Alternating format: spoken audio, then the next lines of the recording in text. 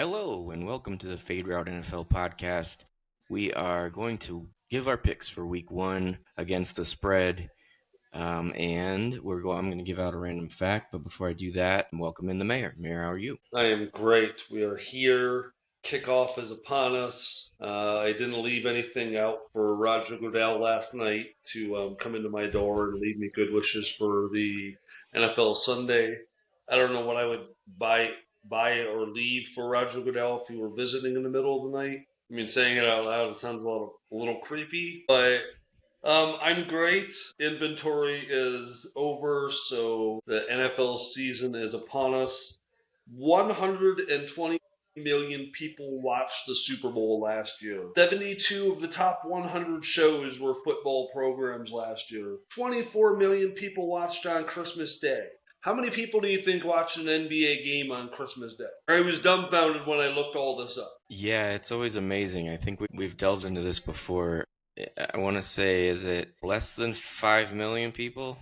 Pretty good guess. It was like 5.5 million average viewers, where I think the Lakers and Golden State Warriors got a 7.7 million viewers, and they said it was up 84% over the past 5 years. And I always thought the NBA was like getting huge monstrous ratings on Christmas Day, and it turns out that they weren't. And the NFL figured out another way to get a bunch of people watching football. It was the second, I think, the most watched game last season, regular season game. Do you know what it was? Week 18? No, it was a regular season game between the Cowboys and the Giants, obviously, two big fan bases. Mm-hmm.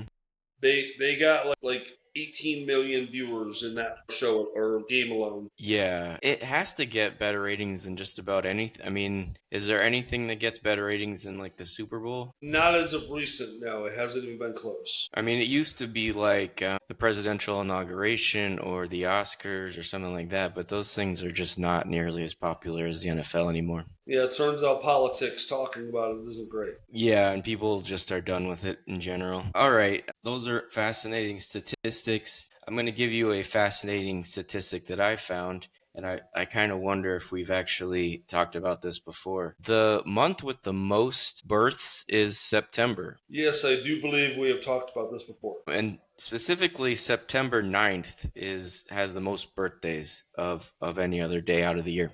Wow, we didn't talk about that. And the theory is just like it's holidays, but I think it goes just one more detail beyond that, which is people are not working as much. Like generally people have some time off. So Right. they have some time right around Christmas where they're not going to work. I think it's bigger than just the holiday or whatever. All right. Let's get into it. Week one, like you said, that starts tonight.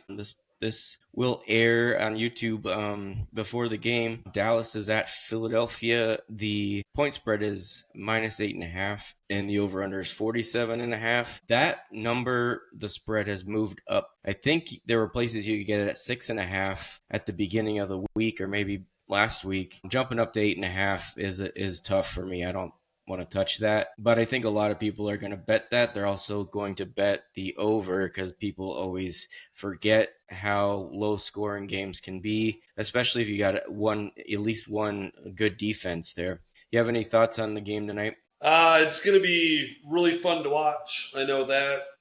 I think Dallas would love to strike first blood on the Super Bowl champion Philadelphia Eagles. They have bragging rights up until the next Super Bowl kickoff starts here in 6 or 7 months. I that 8.5, that's a big spread. I wonder how much Micah Parsons had a part in that spread jump.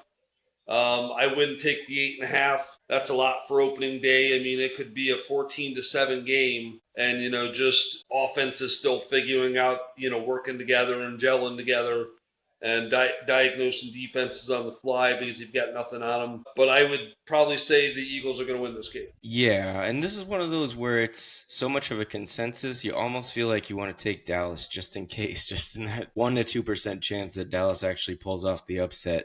You could gain a lot by doing that, but I'm not going to risk it either. Philadelphia's just got a way better roster. They're the Super Bowl champs. They're at home. So I think that 47.5 also, a lot of people are going to bet the over on that. And there could be a lot of offense in this game, but I think more likely, like you said, it's going to be like 16-9 going into the fourth quarter, and you're going to wish you didn't bet the over. Yeah, we'll see. But Thursday night football has become a thing again. Um, that was another thing I was going to talk about viewership. I'm sorry, I want to just backtrack just a second. It's like 13.5 million viewers now on Thursday night football. The NFL figured out the piece of garbage, maybe a garbage game on a Thursday night. Instead, we're putting contenders there, and they're making sure that this is a viable product that we're watching, not just junk. Yeah, and I mean the first Thursday night game is always something pretty good these days.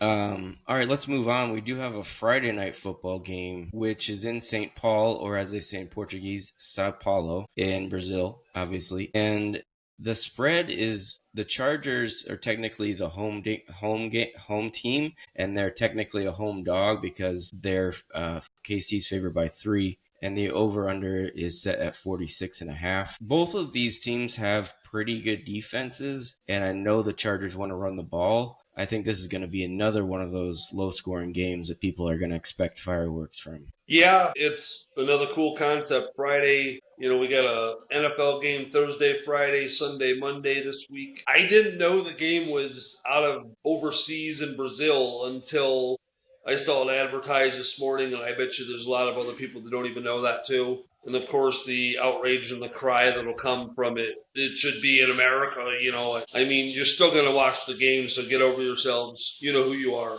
I think the Chargers, being the home underdog, are going to take this one away. I think we're going to see early on that they've come into play, and Harbaugh is going to have this team ready, and they're going to just progress throughout the year. And that KC defense carried that team all year until it didn't. Gave up a lot of points to Buffalo and got boat raced by Philadelphia in the Super Bowl. So they're returning a lot of starters on defense, and they think they got even better maybe on defense. So again, I think this is a low-scoring game. A lot of running the ball and a lot of defense. All right, let's get into Sunday. So Sunday 1 p.m. games. We got another home dog here to start off. Pittsburgh at the Jets. Pittsburgh favored by 2.5. The over/under is 38.5. This is the bitter rivalry between Aaron Rodgers and Justin Fields. That when they switch teams, they just must hate each other now. These bitter rivals, but that's the storyline, of course, that they just swap teams and now they're going to play each other. You have any thoughts on this game? I probably won't tune too much into it. If it appears on the red zone, maybe I'll catch a couple plays. Other games I've got that I'm going to try to pay attention to. A lot of big games this week. I think they did a great job of having good week one matchups. We're obviously going to talk about all of those, but I don't think we're going to see fireworks out of either one of these teams this year. So I think it's going to be a pretty boring game for me. Yeah, I mean, I can't. That 38.5 is low, and I feel like it's not even going to get to 38.5. All right, Miami at Indianapolis. Indianapolis actually favored in this one. At least they were yesterday at -1.5. The over/under is 46.5. I guess people aren't expecting much from this Miami team, but I'm surprised because I don't think people are expecting much from this Indianapolis team either. So I'm surprised to see them favored. If anything, this should have probably been Miami favored, but or at least even odds because we really don't know what to expect from Indianapolis at all with Daniel Jones because we haven't seen that yet really. Do you have thoughts on Miami at Indianapolis? I mean, a +1.5. The site I looked on that we can use in Florida was +1, and I mean, +1 makes even less sense to bet on than +1.5 because that means you have to pick a team and they either have to win by enough or the 1 point's never going to be a factor almost. But I like Miami in this matchup. If you can get them +1.5, I think that's a bet you should take. I think Miami's going to probably win by a field goal and or a touchdown, whatever that might be. It might not be spectacular, but I think with the Dolphins as healthy as they're going to be at the moment, they're going to have enough to go on the road in Indy and get this done. Yeah, I was surprised to see that. So you're saying you saw Miami +1? Yeah, on Hard Rock Bet, our resident Florida betting app. So they're just taking advantage of that extra half a point they're not going to give you in case Miami loses by 1. You don't you're not going to win anything.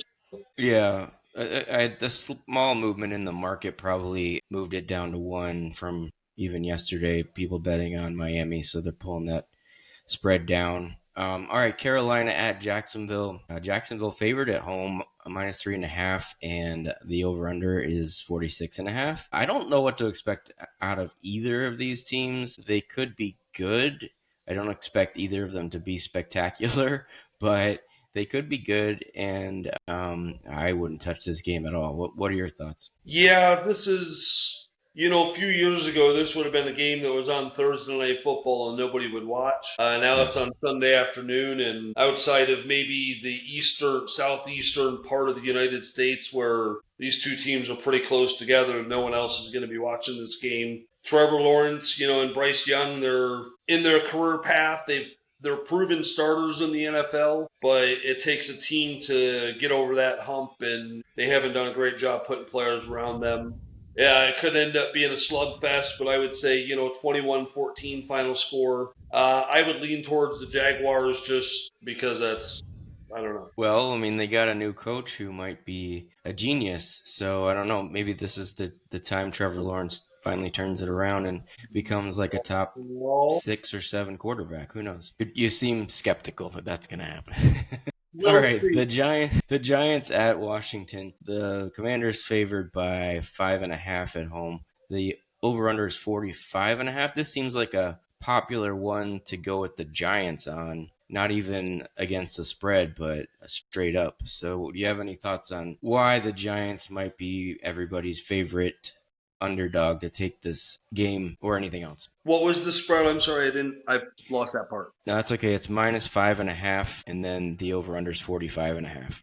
Wow, 5.5. That's I don't know if that's enough. I think Washington's going to come out and flex their muscles, and we're going to see them, kind of early on. They're going to get that game going, and I think the Giants, they're going to fall flat quickly against Washington. The Commanders have done a great job of keeping their team together, and Terry McLaurin's back, and they've got a good wide receiver core. I don't see the Giants winning this football game, and 5.5 is probably not enough. I would probably take the over if I were going to place a bet on that one. They have Debo Samuel now. Do you expect him to be a big part of this, or do you think? I mean, obviously, having him is going to give them some advantages, but do you think he was kind of at the end of his career when he was in his last year at San Francisco, or?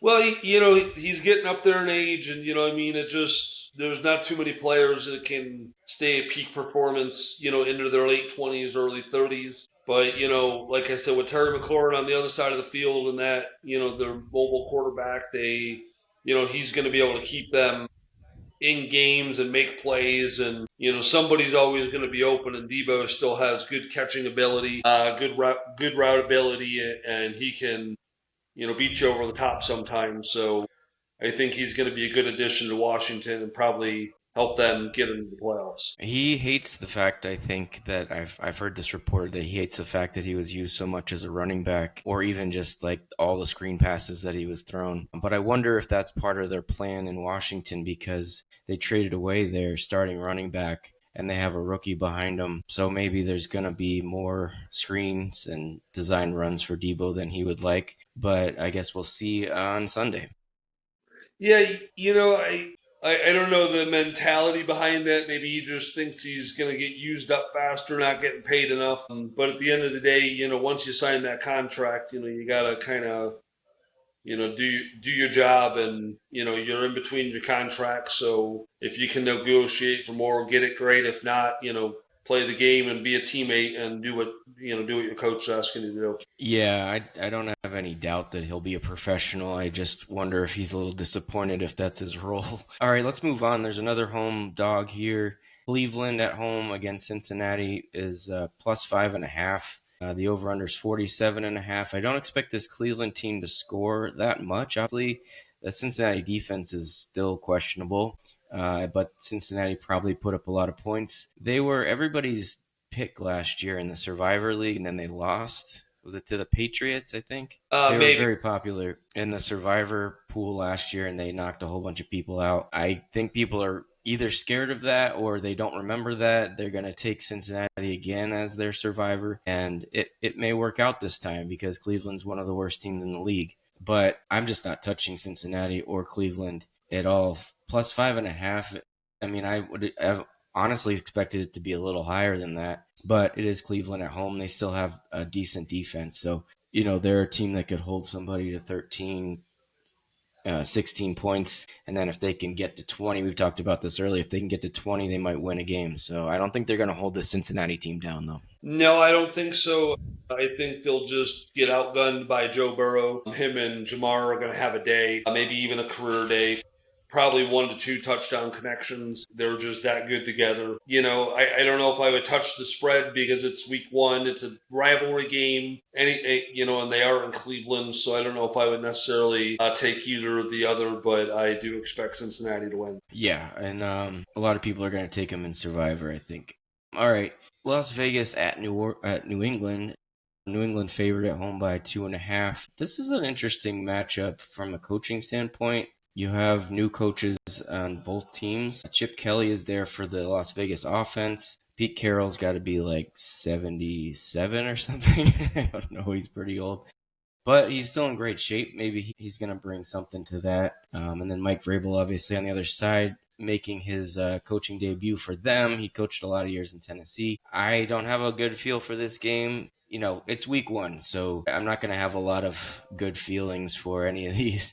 But do you have any thoughts on this game? I like New England in this matchup because they're at home. We don't know a lot about, either team really. Like you said, new coaches. Mike Vrabel was an almost proven commodity in Tennessee. Had a couple very good seasons, just couldn't get over the hump. Pete Carroll, proven in Seattle, USC. He's a little bit older. He's energetic and got that team on his side right now. But, much like the Las Vegas Raiders, you get 2 or 3, 4 losses going. And did they improve enough to be able to make a splash in that division, let alone into the playoffs? We'll wait to see what happens there. But I do like New England at home on this particular Sunday afternoon. Yeah, I think it would be fair to say they upgraded at quarterback. Geno Smith definitely an upgrade over Gardner Minshew. And they upgraded at running back. I think they had Alexander Madison last year. I honestly don't really remember too much about their offense last year, other than Brock Bowers seems like a generational talent at tight end. But so I think they upgraded with the rookie Austin Gentry that they're going to be rolling out there. So I think their offense is going to be improved. Whether it's improved week 1, I don't know. So, all right, let's move on. Arizona at New Orleans. Another home dog here. New Orleans, a dog plus 6.5. 42.5 is the over-under. Arizona's a big-time sleeper for a lot of people this year. I don't really know why, but I guess the coach might be fighting for his job. I can't think of any reason why Arizona is going to be good, but I can think of a lot of reasons why New Orleans is going to be bad. So I suppose that spread makes sense. Yeah, it might be a rough one for the home team here. Week 1, week 2, week 3, week 4. We'll see.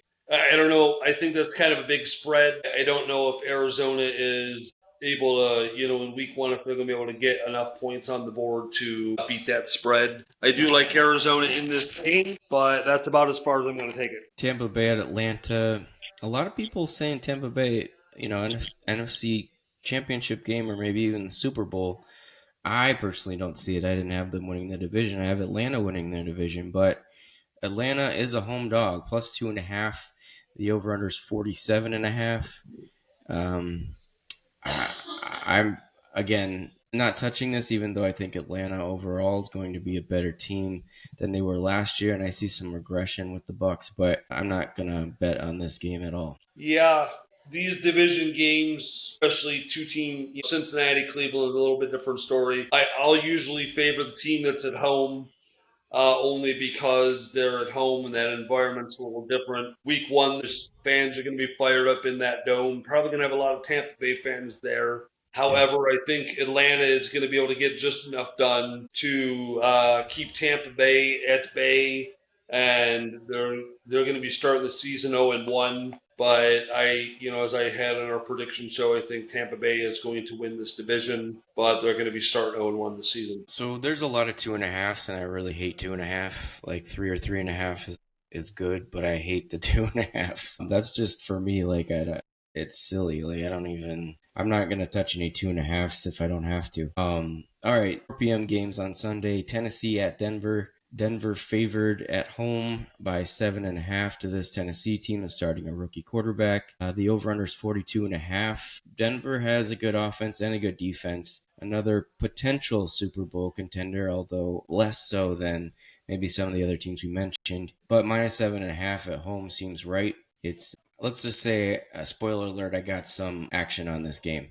But do you have any thoughts on this? Wow, you're picking a 7.5 spoiler alert game. That's you love those high point spreads. I seem to I avoid. do. I'm always against those. The 7.5 makes sense though. Denver at home, team travels to the West Coast, brand new quarterback in the league. He's still thinking about the first time he's going to get hit for the first time by an NFL player in a real game situation. That's going to be in the back of his head. Only so much time you can prepare a rookie for game one, but you got to kick the training wheels off. Denver's defense is probably going to do enough to keep that score low for Tennessee, and their offense will probably be able to put 14 to 20 points on the board. So I can understand the 7.5, but I probably wouldn't touch that if it were up to me. Also, we're looking at Sean Payton versus Brian Callahan. So I think I might be a little more positive about Sean Payton than you are, but I feel like at home, Sean Payton, this Denver offense that was good last year, the defense is going to be good. I can't see a rookie going in there and winning that game, but I do agree with you. The 7.5 is high. I don't love it, but I got some action on it. All right, San Francisco at Seattle. This is another 2.5. Seattle is the home dog here. So San Francisco favored by 2.5, and the over-under is 43.5. I'd imagine you have a lot to say about this. Sam Darnold, now the quarterback in Seattle, made some changes, but I don't know. Mike Macdonald has been, I guess, done a pretty good job. They were, I think, 10-7 last year and missed the playoffs on a tiebreaker. So they lost Geno Smith, but maybe Sam Darnold's just as good. I don't know. You have any thoughts on San Francisco at Seattle? No thoughts at all. No, obviously I'm pretty ramped up, ready to watch this game. Gonna be pretty exciting. 2.5 at Seattle at home makes sense because that probably means San Francisco should be favored, but they're not playing at home. These two teams, when they play together, it's usually a tough, drawn out battle. San Francisco's probably got enough players on the roster that are healthy enough that I think they can get the job done. Seattle, I think there's a lot of questions about them. Some people picking them to win the division this year. Pretty well across the board among the experts who's going to win this division.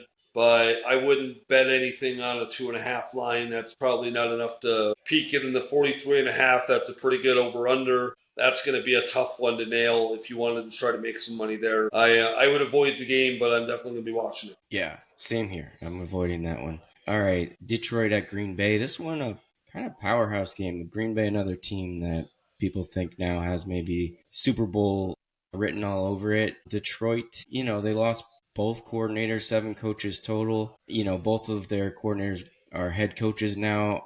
So you got some brain drain there. I don't know if that's going to be a big impact. And I don't know if Green Bay is going to be at full strength, if they're going to have Micah Parsons. He looks like he's questionable, but I would lean towards he's going to play, but is he going to be super effective in game one? I don't know. Green Bay is favored at home, 2.5 points, and the over-under is 47.5. Thoughts on this game? This will probably be a fun one to watch, honestly. Green Bay and Detroit, they're top tier teams from the NFC North. Going to be fun to watch. Detroit, I want to see how well they respond from last year, like you said, with all the coaching changes. And Green Bay, just with personnel changes. Jordan Love, I think, in year 5 now as a starter. So, it's his team now. It's time for him to step up and take command. I'll take the Lions in this game. I don't know if I would bet the points, but if you want to bet a money line game, I think the Lions in a money line game would be pretty good here. All right. Last 4 o'clock game is Houston at the LA Rams. You've got Houston winning the South. I have them not winning the South. I have the Tennessee Titans. But the Rams are favored by 3 at home. The over-under is 44.5. Everybody's raving about that Houston defense. There's questions about Matt Stafford, who I think is like 36 and back injury. But I think you got to throw those things out week 1. So thoughts on Houston at the Rams? Houston at the Rams. This, I mean, could be a Super Bowl matchup. Maybe, probably not. Week 1. This is pretty good. This will probably be a fun game to watch, but I'll be kind of tuned into a few different things and a lot going on Sundays. Obviously, I want to see the Rams go 0-1 to give that 49ers a head start in the division. I think Houston is loaded and ready to go. And I think they are going to show dominance in this game on the offensive side of the ball. And I think they'll have just enough to get the win. All right, I can't argue with you there. Excuse me. We have a Sunday night football game, Baltimore at Buffalo, a huge Sunday night football game. So the week remains really fun all the way through Sunday night. Buffalo favored at home, -1.5. That's what I saw. You can correct me if you saw something different. And the over-under is 50.5 points, which is believable with these two offenses. But in week 1, we've already talked about this many times, but in week 1, they're not pulling out all the trick plays generally. They're playing pretty vanilla in week 1 because they want to just see how things are going in that vanilla offense and then start working in some more complex plays. But so I don't know if it's going to get to 50.5. I mean, it could be 60, but I wouldn't take that. Do you have any thoughts on this game? It's weird, 50.5. That's a huge, like you said, for week 1. Both of these teams are, you know, we talked about it quite a bit. They didn't do anything to hurt their rosters. They both had the potential to win in the Super Bowl last year. A great week 1 matchup. Going to be a great Sunday night game. I'm going to stay up late and be tired on Monday morning. I'm just planning for it now. There's nothing you can do to prepare for that other than just deal with it when you wake up on Monday morning and wonder why. Right. As long as you don't add alcohol to the equation, it becomes a little bit easier. It took me about 20 years to figure that out, but here we are. I like Buffalo at home, so yeah, let's go with Buffalo. Sure. I mean, I could go either way, but yeah, Buffalo's fine. A Monday Night Football game, which Monday Night Football seems like the place where they're kind of dumping, instead of Thursday night, now they're dumping the kind of not terrible, but not exciting matchups, personally. It is a divisional matchup. It is Minnesota at Chicago. Chicago, another home dog in week 1. Minnesota favored by 1.5, and the over-under is 44. Yeah, you know what's weird is I think, if I'm not mistaken, Fox gets like pick 1 for NFC game for their 425 slot. CBS gets like their prime pick for AFC 1 p.m. And then ESPN gets to pick who they want for Monday Night Football, and then the rest is kind of slotted from there for the week. So it's weird that ESPN is picking some of these matchups. I don't know if they've got a formula they're using on their own, but Minnesota Chicago is a huge rivalry game, week 1.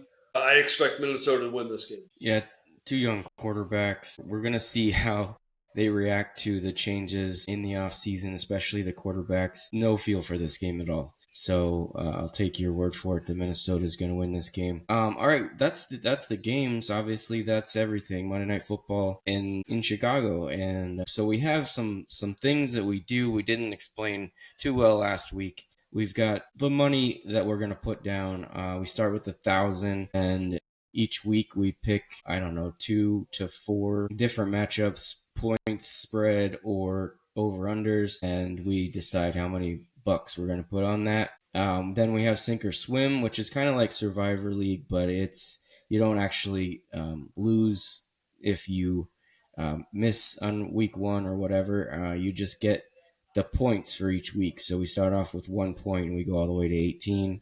I think it's a really fun competition throughout the year. It's like Survivor, but I think it's better, honestly.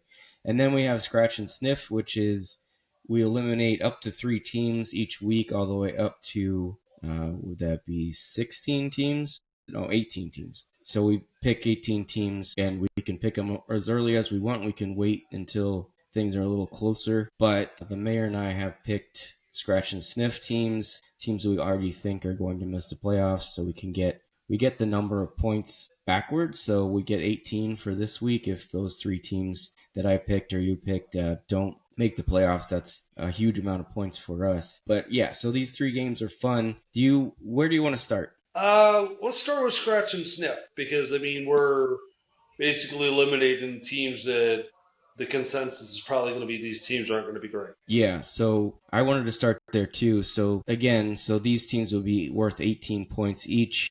And obviously, whichever one of us ends up with the most points will win scratch and sniff, get the giant scratch and sniff trophy that comes along with it. So my three teams this week, I just already think New Orleans, Cleveland, Chicago are not going to make the playoffs. Chicago because they're in a division where I don't think more than two teams are going to make it, but if there was a third one, it'd be Minnesota. So I don't see Chicago being a playoff team. We know how bad New Orleans and Cleveland are. What are your thoughts on scratch and sniff? Yeah, I'm with you on some of those teams. I went a little bit different direction. I foresee some of those teams that you just mentioned in my future scratches. But I've got Chicago, Tennessee, and Carolina this week. We definitely agree on Chicago. That division is tough. There's almost no chance they're making the playoffs. And honestly, right now, you can bet on them and make a significant amount of money if you really think they're going to make the playoffs or further. I know you picked Tennessee as the division winner, but I'm going to head on this one early. I'm going to gain 18 points in a very confident pick. And then Carolina, they just, they're behind Tampa and Atlanta and a New Orleans team that is not going to be great, but those two teams alone are probably going to prevent them from even catching the seventh spot in the NFC. Yeah, I mean, yeah, I agree with those picks, but we can only do three. And my precious Tennessee, upset winner of the division that I've chosen, not probably going to be on my scratch and sniff until much later. All right, what about sink or swim? Who's your team this week? So I think Scratch. Now, last year, Scratch. This is our third year for Scratch and Sniff. I think I won the first season and you won the second season, if memory serves. Sink or Yeah, Swim. This is our second season for Sink or Swim, right? No, Sink or Swim. I, We've done for many years now, yeah, and I think we're 3-2 in sink or swim. With that being said, I'm going to keep with my strategy, picking some big teams in the beginning and taper it off and finding those diamonds in the rough. Weeks 5 through 8. I'm going with the Washington Commanders. They are going to win. They're going to get business done this week, and that's how I see it. and if they don't, you only miss out on 1 point. I'm going with Pittsburgh. Again, it's only 1 point. I don't not necessarily think there'd be another game this season that I would be really confident that Pittsburgh's going to win. So this might be the best chance for Pittsburgh. So Pittsburgh beating the Jets, that's my sink or swim pick for this week. Okay, yeah, that's I get your strategy there, and I understand I'll probably find a week when they're playing the Browns and pick Pittsburgh then. Sure. All right. Now we used to call this crouton, so I'm gonna have to get that out of my head. So we're starting with $1,000, and we can pick. I think we've made this rule between 2 and 4 games, whether that's point spread or over under, and then can assign as much as we want, but it has to be at least 50 because last year, towards the end, you were not last year, the year before, you were on such a streak. You made so much at the time. We made so much croutons at the end of the year. It was ridiculous. It was crazy. But you were betting like 1,000 croutons at some point. So I don't see any reason why we can't be kind of unlimited with that. To me, as long as we're doing two, I don't see a reason to cap it. Do you agree with me? Yeah, I agree with you. I like the idea of the uncapped betting because I mean it's pretty much how we see fit. Yeah. Maybe yeah. I mean, if it works for you, it works for me. My record in our crouton bettings in the past is a lot better than our other games. I think it is Yeah. 4-2 for the turn, or no, 4-1 in terms of seasons for croutons. I have The taste of Tuscany is no longer upon us. That's a long-standing bet that one day, sometime in the distant future, we'll figure out who owes who what, or maybe it'll just be a trip to the Olive Garden. And if they want to sponsor our show, reach out to us at 49 Gators. We'd be glad to take you. We'd be honored to have you as a sponsor, and we can plug and play all your breadsticks and that you want. But yeah, let's get to our picks. I think that'll pay off around the time my kids move out of the house. So you're only looking at, 14 years or so. Then Okay, yeah, that's imagine how many of these you'll win by then. All right, yeah. If you're gonna take, like, I'm not a professional gambler. Sometimes the mayor says he is. Sometimes he says he isn't. But I'm gonna just put that out there. I'm not giving professional gambling advice. I am not a professional. The mayor's much better at picking these kinds of things. So with that being said, here are my picks. I do have Denver minus 7.5 for 50 croutons. I just think there's just no way a rookie quarterback goes into Denver and beats that team that looked like, was a surprise playoff team, but looked really good last year. And I know 7.5 is a big number, but I think they're going to crush the Titans in week one. So I got that for 50 croutons. And then I've got the under 47.5 because I don't see Tennessee scoring much at all.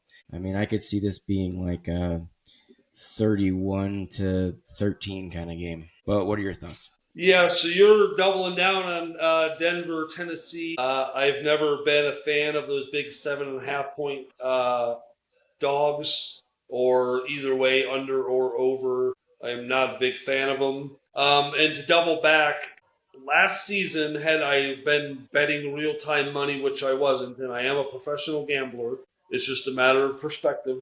My $1,000 investment at the beginning of the season would have turned into 6 or 7 grand. Now, obviously, I'm not throwing $1,000 at these bets. I am not a professional gambler. I do not make that kind of money. Please, if you feel like you have a problem with gambling, reach out to Gamblers Anonymous. Get yourself help. Most of these, if I usually what I do, I'll put about $20 in the beginning of the season and make a couple ridiculous parlay bets. And if they hit, great. If they don't, then I'm out a couple of dollars. However, the first week, my strategy always been to stay low with some bets on croutons. See if I can find a couple no-brainers, as I would call them. And my first no-brainer this week is Houston plus 2.5 versus the Los Angeles Rams. Houston getting points and having that loaded offense. I'm going to lay 50 croutons all day, and I'm going to be happy come Wednesday or Sunday at about 7:30 p.m. And my other one, I'm going to take New England minus 2.5. Las Vegas coming into town from out west at 1 o'clock. I'll take the home team in this one. Home team's going to put on a good show for their fans, and I'm going to leave a couple dollars richer, and the fans are going to leave happy. I've got two more. Are those your only picks this week? Yeah, those are my only picks this week. All right, I've got two more. I'm gonna go big this week. What's the worst thing that can happen? I'm down 200 already. KC at the Chargers. I think this game's gonna go under. I talked about it earlier. I think both of these teams have good defenses, and especially the Chargers are going to want to run the ball. It's one of those weird games because it's in Brazil. I think it's under 46.5 for 50 croutons. Yeah, that's a pretty good bet, and getting rid of that crouton language is going to be almost impossible. It's almost like trying to stop calling the Commanders what they were formerly known as. My wife even did that the other day, and she's not even a football fan, and she says, "Oh, I meant the Commanders," and it's weird how it's just ingrained in your brain. But you can say dollars, so it's okay with me. Well, with the Commanders, they were the football team, so that's even more confusing. All right, yeah, so $50 on that one, 46.5 under for that Friday night game. And Baltimore at Buffalo, I think this one goes under. I know people want to bet the over even if it's 50.5 because it's just fun. It's not fun to bet the under and see less points scored, but I'm gonna go under at 50.5. I think that Baltimore defense is good, and I don't know if the Buffalo team has a lot of weapons, and I don't know if they've got things figured out quite yet. So I'm taking the under 50.5 for 50 croutons. It's not fun to bet the under. Is that what you said? That's what I said. That's things a professional gambler would not say. Professional No. gambler looks for those unders and tries to strike. It is fun to bet the under, especially when you're right. I happen to agree with you on this Buffalo Baltimore under bet. It's going to be a great game. 50.5 is a lot. Good luck to you on that bet. All right, thanks. And you are a professional gambler, so I understand why the unders are appealing to you. I'm saying the general public does not like to bet unders because that's just not exciting. You want to see a lot of points scored at the general public, I'm saying. That's all I meant by that. All right, so those are our picks. I'm going to run through mine real quick, and then I'll let you do yours again. Denver minus 7.5 for $50. 47.5 under for $50 in that game. See at the Chargers under 46.5 for 50 croutons, and then Baltimore Buffalo under 50.5 for $50. I have this weird memory that almost all the games in week one go under. Teams are just not laying everything out on the line in week one. So, that's my strategy here. What about your picks? Yeah, that's a good strategy, and we'll see if it works out for you this year. History does tend to repeat itself. My two bets were Houston plus 2.5 at the Los Angeles Rams for $50, and then New England minus 2.5 at home hosting Las Vegas for $50. I think we're both going to be up after this week. I probably see you beating 2 or 3 of your bets, so you're going to probably have the advantage going into week 2. But though once I start getting those confidence picks rolling, I'm gonna be placing a little more than $50 bets. I mean, you'll probably be doing 1,000 by the end of the season. Yeah, but again, listen to the mayor. He's way better at this particular skill than I am. I'm excited for the Pick'em League. Both of our wives are in the Pick'em League this year, so there's 4 chances for us to win as a combined podcast. So it's going to be fun. Yeah, it's been 3 or 4 seasons. We had an off year last year, but before that, it'd been a few years since I had won the Pick'em League. I come close a couple. Maybe I did win 2 seasons ago. I don't remember. There's been a few times where I've won twice in a season, and that's really exciting. Back to back once, many years ago. It's always a good little thing. About 40 people in it. So, picking 16 games is great. I've often tried to mess with them parlays where there's 10 games that everybody always agrees on. And it really comes down to those 6 games and maybe omitting those 6 games and seeing if I can throw it, a $4 or $5 parlay and turn it into, not a lot, but $40 to $50. If you want to throw a little more at it, like a $20, that turns into, $600 or $700 that quickly, or just by betting the consensus. Take a look if you want to kind of place these bets. A lot of different options. They let you bet on anything. Just make sure you do your research and be responsible while doing it. Be responsible. Speaking of being responsible, do you have any bets on the game tonight, or is this a stay away for you like it is for me? No, I'm going to stay away. I'm going to sit right here on the couch and watch and enjoy every minute of it. Hopefully not fall asleep. I might have to take a little bit of a nap here in the middle of the afternoon to make sure I catch the final kick or the final buzzer, if you will. And I'm just excited to watch. Yeah, a nap can be like time traveling into the future when the actual game starts. So that's not a bad idea. All right, I think that's all we have. We're going to do this every week, so probably next Thursday we'll do that before the Thursday night game in week 2. For the mayor and myself, thank you for listening, and we'll see you soon.